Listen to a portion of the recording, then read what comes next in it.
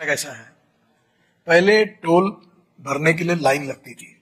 ये जो दिल्ली जयपुर रोड है ना, यहाँ के टोल के तो लोग मुझे बहुत गालियां देते थे, तो बहुत प्रॉब्लम था।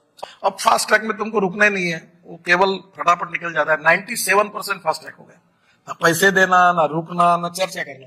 अब मैं इससे भी नहीं टेक्नोलॉजी ला रहा हूँ, अभी कुछ और बाकी है। हाँ, वो ऐसी ला रहा हूँ कि सैटेलाइट से तुम्हारे गाड़ी के नंबर प्लेट से वो कैमरा जहां से एंट्री करोगे वहां से निकाल लेगा फोटो, और जहां से बाहर निकलोगे वहां फोटो निकाल लेगा। उतना हिसाब से पैसा आपके बैंक अकाउंट से निकल जाएगा, ना कोई रोकेगा, ना कोई बोलेगा, ना कुछ नहीं। अभी जो लेकिन आपने दावा किया उस पर एक बार एक क्रॉस चेक दोबारा से कि आपने कहा 2024 तक भारत का रोड इंफ्रास्ट्रक्चर अमेरिका के समान हो जाएगा। बिल्कुल होगा।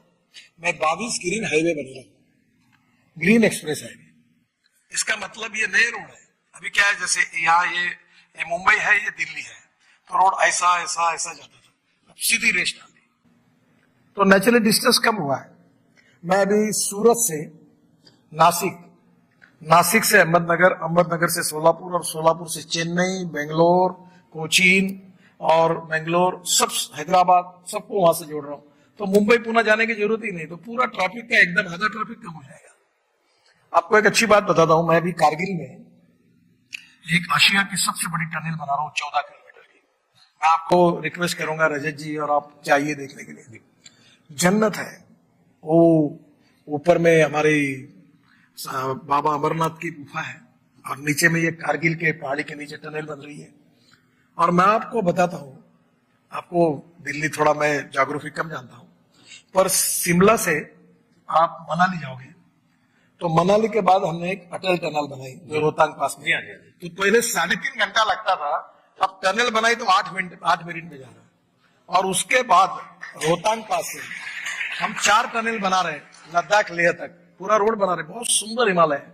और लद्दाख लेह से कारगिल तक जोजिला, ये बहुत बड़ी टनल बन रही है। जोजिला के बाद झेड़मोर टनल लगभग पूरी हो गई है, वहां से आप श्रीनगर आएंगे।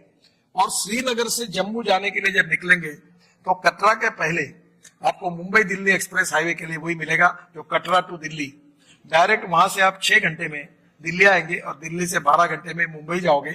और मुंबई जाने के पहले सूरत से निकलकर सीधा चेन्नई, बेंगलोर, कन्याकुमारी तक चले जाओगे।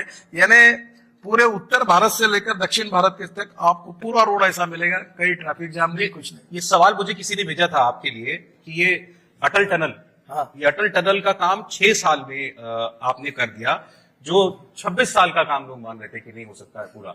ऐसा क्या था जो पहले नहीं हो सकता था और अब हो जा रहा है? सर ऐसा है कि हम एक ही नहीं, अभी मैं आपको केवल जैसे कुछ निगेटिव भी पॉइंट है।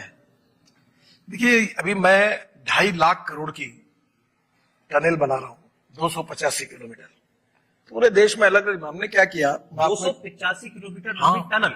नहीं, अलग अलग टनल बनाकर इतना है। मैं आपको एक दिल्ली के लिए अच्छी बात बताता हूँ। ये जो झुजिला टनल थी, इसका 4 बार टेंडर निकला, और उसकी कॉस्ट 4 बार हम फेल हो गए हैं सब, और 12,000 करोड़ हो गई। फिर मैंने सोचा कि इसका अध्ययन करो, तो यही ओबेराय में एसोसिएशन करके दिल्ली में एक ऑर्गेनाइजेशन है, उनके स्पॉन्सरशिप में हमने 1-2 दिन का वर्कशॉप लिया, और पूरे वर्ल्ड के कंसल्टेंट बुलाए, और बहुत अध्ययन किया। उसके टेक्निकल और फाइनेंशियल क्वालिफिकेशन मैंने तैयार किए।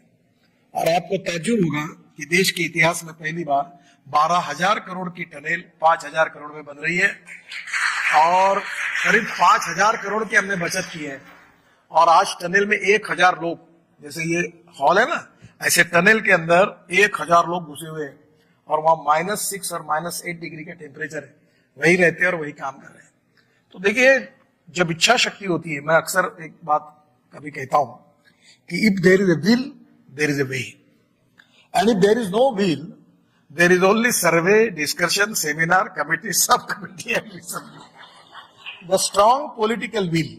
ये अभी बड़े बड़े ब्रिज बन रहे हैं गंगा पर, वहां बिहार में गंगापुर और ब्रह्मपुत्र पर मैं कम से कम 25 ब्रिज बना रहा हूं, जबकि भारत स्वाधीन होने के बाद दोनों नदियों पे ब्रिज की तुलना 6-7 ब्रिज थे। अब एक एक ब्रिज बनाना इतना कठिन है। मैं आपको एक और ऐसी मजाक, मैंने बहुत अच्छी घटना बताता हूँ। ये सोनोवाल मुख्यमंत्री थे आसाम के जी, तो वहां एक माजोली आइलैंड है ब्रह्मपुत्र के अंदर, आप बहुत सुंदर जगह है।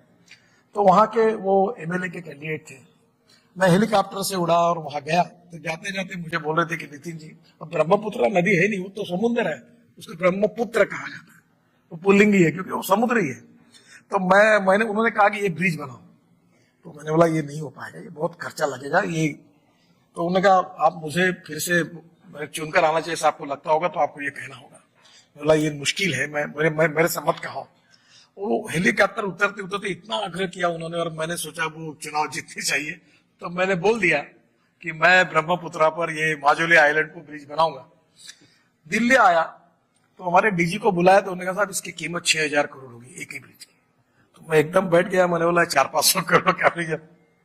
फिर हमने एक नई टेक्नोलॉजी लाई कि डिस्टेंस बिटवीन टू पियर जो है वो 30 मीटर होता है, अभी हम लोग 120 मीटर किया है, और उसमें हम लोग स्टील फाइबर कास्टिंग में डालते हैं। फिर मैंने सोचा कि ये कॉस्ट कैसे, खूब वर्क किया, और आपको ताज्जुब होगा कि 6000 करोड़ का ब्रिज 680 करोड़ में बन रहा है। यूपी ब्रिज, हाँ, यूपी ब्रिज कारपोरेशन ने कॉन्ट्रैक्ट लिया और अभी काम शुरू। अभी मैं आज ही आया हूं, मैं 1-2 दिन में ये जो स्टील है ना, इन्होंने बहुत भाव बढ़ा दिए, तो मैं ग्लास फाइबर स्टील को अब ओपन कर रहा हूं। ये स्टील की लेने की जरूरत है, उससे 20% सस्ता ये ग्लास फाइबर स्टील आ जाएगा मार्केट में, ताकि हमारी रोड की कॉस्ट कम हो जाएगी, बिल्डिंग कंस्ट्रक्शन की कॉस्ट कम हो जाएगी। टेक्नोलॉजी जो होती है बहुत इंपॉर्टेंट है। तो सारे मंत्रालयों का कॉस्ट एस्टिमेट का काम आप ही को दे देना चाहिए। अच्छा ये मैंने एक और चीज आपके बारे में सुनी, सच है क्या कि आप कोई नया हाईवे बनाते हैं, कोई नई सड़क बनाते हैं, तो उस पर गाड़ी में बैठकर कहते हैं मैं गर्म चाय पीऊंगा, चलाओ 120 पर, ऐसा है क्या? देखिए, मैं मुंबई पुणे एक्सप्रेस हाईवे जब मैंने बनाया था, तो एससीसी कंपनी जो थी उन्होंने एक पार्ट था, तो मैं अक्सर वो सायन करके एक जगह है मुंबई में, वो इतना मैंने हिंदुस्तान का सबसे ट्रैफिक जाम वाली जगह सायन ब्रिज, तो वहां मैं ब्रिज बना रहा था। मैं रात को 2-2 बजे जाता था। 2 बजे इसलिए जाता था कि 2 बजे के पहले वहां खड़ा होना ही मुश्किल है, इतनी गाड़ियां रहती थी।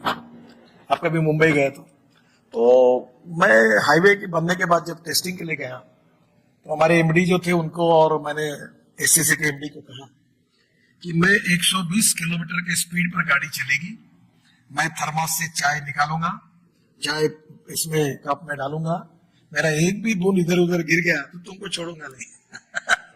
और आपको ताज्जुब होगा कि 120 किलोमीटर के स्पीड पर मैंने चाय पिया, कहीं नहीं, इतना ग्रेडियंट ठीक था।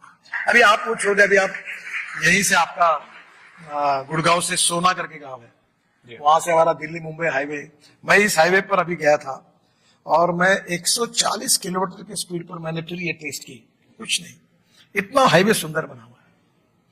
तो ये बिल्कुल बन सकता है। अभी हम तो गांवरानी लोग हैं, अब वो उसका ग्रेडियंट टेक्निकली गिनने के बजाय ये आसान तरीका है कि पानी निकालो या चाय पियो, अगर हिलता है तो गड्ढे हैं, नहीं हिलता है तो अच्छा है, यही उसका अनुमान निकाला है।